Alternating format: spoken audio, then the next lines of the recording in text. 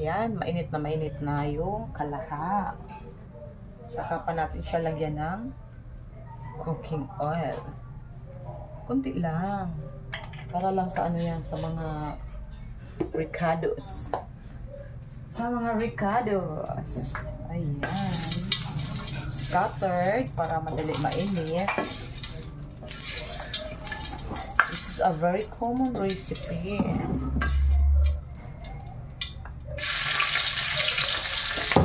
Una ko talaga yung bawang kasi gusto ko yung amoy.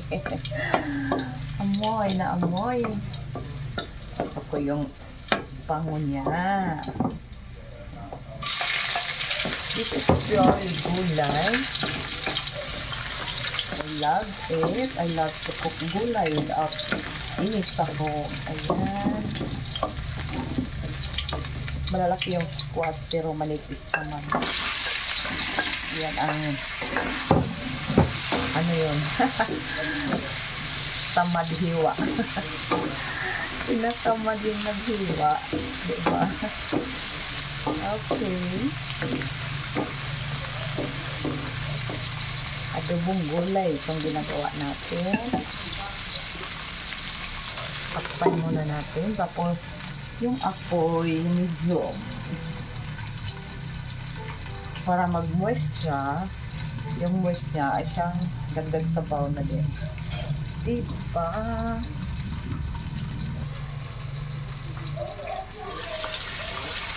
Ayan o. Diba? Kita niyo. Todo.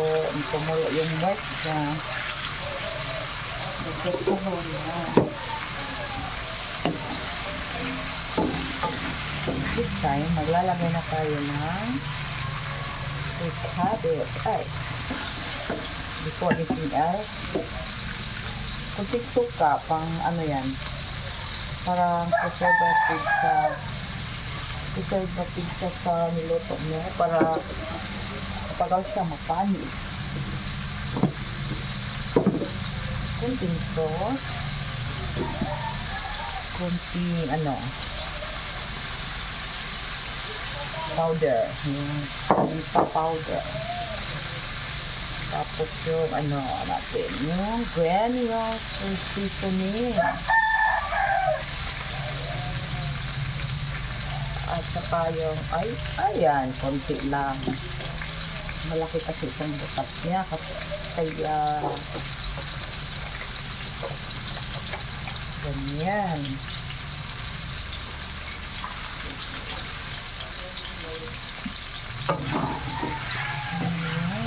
Madali lang sa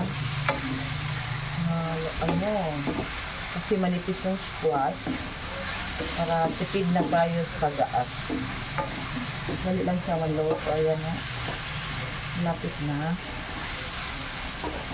kaya pwede ko na ilagay yung ating string beans, my favorite string beans. Ayan. Kahit ganito lang yan, kahit walang sahog, alam nyo, masarap.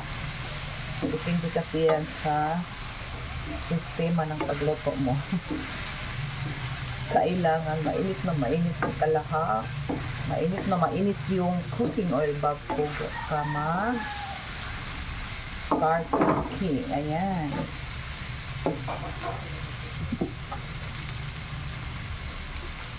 Takpan ulit. Mas lalo pa natin hinaan yung apoy niya para mag-moist po siya. Ayan. Mamaya na yung ano niya, soy sauce.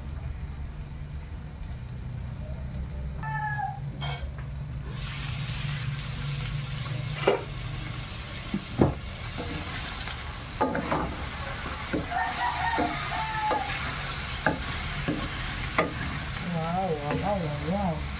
So this time, maglagay tayo ng soy sauce. Ayan. Tansya lang ang timpla dito, mga palangga.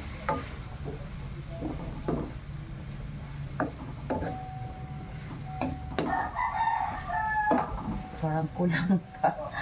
Gusto ko kasi medyo wala akong face ang sauce, kaya Inihan na lang natin yung soy sauce. Ayan, takpan ulit.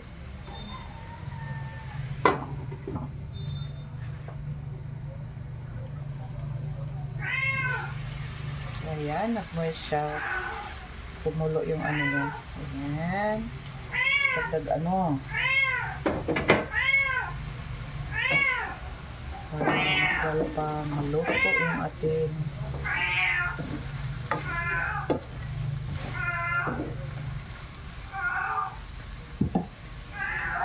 maglagay tayo ng hot water para may kunting sabaw kasi yung mga bata mostly sabaw lang yung kanila.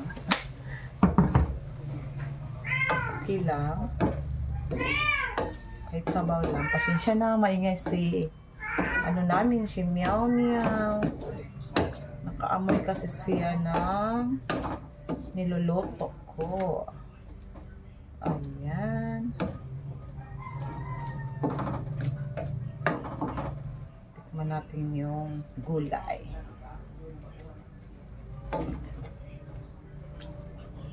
Hindi pa.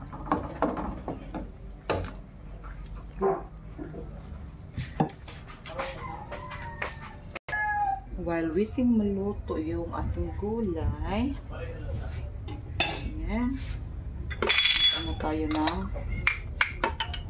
ginamos or salted fish.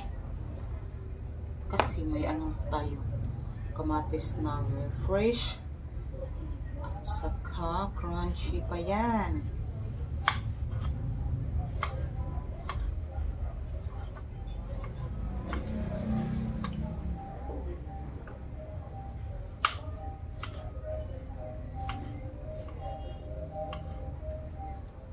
Isang kalamansi lang.